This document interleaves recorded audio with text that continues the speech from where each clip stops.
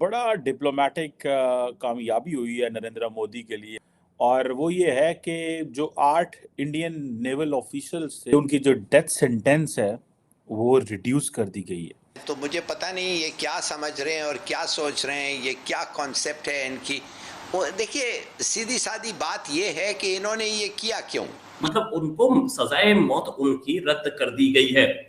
एक बड़ी बड़ी डिप्लोमेटिक विक्ट्री है फॉर इंडिया। ये सारी चीजें नजर आती हैं। इसमें हम लोगों को वहां की हुकूमत बिल वास्ता बिला वास्ता दोनों तरीके से इन्वॉल्व नजर आती है। अमीर ऑफ कतर जो थे उनकी दुबई में मोदी साहब से मुलाकात हुई थी और मैंने तब भी ये कहा था, if you have been watching me, मैंने कहा था कि जो प्राइमरी एजेंडा था प्राइम मिनिस्टर मोदी के लिए कतर की अथॉरिटी से वो यही था। मतलब जयशंकर को क्रेडिट दे दिया, मोदी को दे दिया कि इन ममालिक में दो ऐसे ममालिक हैं, यूएई और सऊदी अरेबिया, जिनका हिंदुस्तान के साथ बहुत करीबी सियासी भी और इकोनॉमिक रिलेशंस बहुत ही करीब है। इंडिया ने बड़े इसको जिसे कहते हैं ना दौरे भी नहीं किए और काम भी निकलवा लिए। तो मेरे ख्याल में कि ये सब मुल्कों को ये सोचना पड़ेगा कि भाई ये क्या हो रहा है। मुझे बहुत लगी ये खूबसूरत बात, वहाँ मस्जिद, मंदिर, ये गुरुद्वारा वगैरह इकट्ठे देखे यार, क्या खूबसूरत बात है। हमें किसी चीज़ का हम उससे कंपेयर नहीं कर सकते। मोदी जब आ रहा था, जब नरेंद्र मोदी इनका प्राइम मिनिस्टर बना था, तो यहाँ पे हमने प्रोपेगेंडा किया, ये होने लगा वो होने लगा, और हम मोदी ये ऐसे कर देगा, वो तो मुल्क ऊपर उठा के ले गया। आज जब ये सारा वाकया सामने आया है तो उन्होंने कहा होगा कि भाई देखें रियासत जो है वो खड़ी हुई थी। जय हिंद दोस्तों। तो 1 मिनट में मैं आपको वीडियो का टॉपिक समझा देता हूं, जिसके बाद वीडियो देखते हैं, फिर आखिर में चर्चा करेंगे। तो वीडियो का टॉपिक है कि भारत की डिप्लोमेटिक जीत हुई है और 3 डिप्लोमेटिक जीत हैं जो भारत ने एक साथ अचीव की हैं। तो इसके बारे में मैं आपको डिटेल में आगे समझाऊंगा। पहले आपको बता देता हूं, पहली है हम रूस गए, इससे अमेरिका को भी संदेश दिया, इससे चीन को भी संदेश दिया, और रूस को भी हम नहीं चाहते कि वो पूरी तरह से चीन के पाले में चला जाए, तो उसके साथ कुछ व्यापारिक रिश्ते तेज़ी से बढ़ाने के लिए, काम करने के लिए हमने ये डॉक्टर एस जयशंकर जो गए हैं तो वो उस हिसाब से कुछ अंदर खाने भी बातचीत होगी वहाँ पर। एक तो ये है, दूसरा है हमने हाफिज़ सईद को मांगा है। अब हालांकि हाफिज़ सईद को मांगने से ये नहीं है कि वो हमें हाफिज़ सईद दे देंगे, इससे हमें आगे फ़ायदा होने वाला है। FATF की ब्लैक लिस्ट तक पहुंचाने के लिए ये हमें मदद करने वाला है। ये मुद्दा अभी से हमने उठा दिया है, भारत सरकार इस पे आगे चल के FATF पे काम करने वाली है। और तीसरा जो कि कतर में हमारे जो नेवी ऑफिसर्स थे उन सभी को जो सजाए मौत मिली थी वो सजाए मौत कैंसिल कर दी गई है। हालांकि अभी वो रिहा नहीं हुए हैं, लेकिन उनकी सजाए मौत कैंसिल कर दी गई है, यानी कि अभी प्रोसेस और है। इतना हो सकता है तो स्वाभाविक है वो आ ही जाएंगे, उसमें कोई रुकावट नहीं है। जब यहाँ तक सरकार ने दबाव डालकर अपना काम निकलवा लिया तो स्वाभाविक है आगे भी ही होने वाला है। क्योंकि कतर, मैंने ये पहले भी कही थी कि कतर अगर उन्हें मतलब सजाए मौत दे देता है तो ये कतर के लिए ज़्यादा नुकसानदायक होगा, क्योंकि मजबूरी हो जाएगी भारत सरकार की एक्शन लेने की। कुछ ना कुछ आर्थिक तौर पर रिश्ते खराब तो होने ही होने वाले हैं, और उससे नुकसान कतर को ज़्यादा है। भारत को भी नुकसान है लेकिन कतर को और भी ज़्यादा नुकसान है। तो चलिए पहले वीडियो देखते हैं, उसके बाद डिटेल में चर्चा करेंगे। बड़ी खबर जो सामने आ रही है वो ये है कि कतर की अथॉरिटीज ने जो हमारे 8 नौसेना के अधिकारी थे, कुछ नौसेना के वर्कर्स थे, कुछ फॉर्मर थे, सारे के सारे, इन सब की डेथ सेंटेंस को कम्यूट कर दिया, मतलब डेथ सेंटेंस को खत्म कर दिया। मतलब अब उनको दूसरी सजा सुनाई जाएगी, मतलब उनको सजाए मौत उनकी रद्द कर दी गई है। हो सकता है किसी को 10 साल की सजा हो, किसी को 5 साल की हो, लेकिन सजाए मौत खत्म। मतलब जो फांसी का फंदा दिख रहा था वो तो अब नहीं होने वाला है। बड़ी अचीवमेंट है गवर्नमेंट ऑफ इंडिया की, एक्सटर्नल अफेयर्स मिनिस्ट्री की, प्राइम मिनिस्टर मोदी खास तौर से मैं यहाँ पे बोलूंगा, क्योंकि प्राइम मिनिस्टर मोदी ने अभी दिसंबर में ही एक ट्रिप मारा था कतर का, और जाकर के उन्होंने स्पेसिफिकली ये बात की थी। कतर चाहता था कि इंडिया अपना स्टैंड इजराइल पे चेंज करे, लेकिन इंडिया ने अपना स्टैंड इजराइल पे चेंज नहीं किया। देखने वाली बात है, कतर ने अपना स्टैंड चेंज कर लिया, इंडिया ने नहीं किया अपना स्टैंड।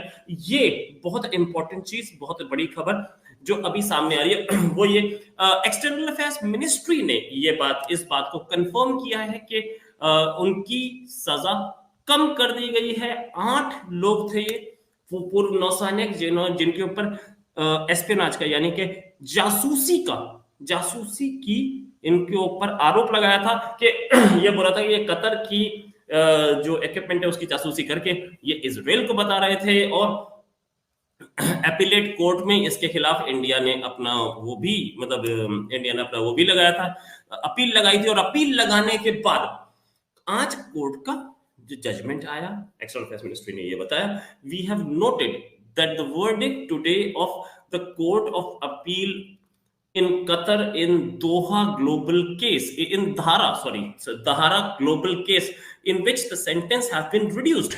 तो दोस्तों रूस हमारे लिए बहुत ज़रूरी है, क्योंकि लगभग 60 से 70% हथियार हम पहले से ही रूस से ही खरीदते आए हैं।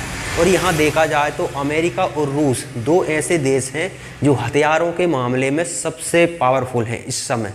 इनकी सेनाएं बहुत पावरफुल हैं दोनों की, आप इन पर संदेह नहीं कर सकते। रूस हो, अमेरिका हो, इनके पास एक से एक एडवांस हथियार हैं। रूस की इकोनॉमी कमज़ोर है, अमेरिका की इकोनॉमी थोड़ी बेहतर है, थोड़ी क्या बहुत ही ज़्यादा बेहतर है, दुनिया में नंबर 1 पर है। इकोनॉमी के मामले में रूस कमज़ोर है, लेकिन हथियारों के मामले में कमज़ोर नहीं है।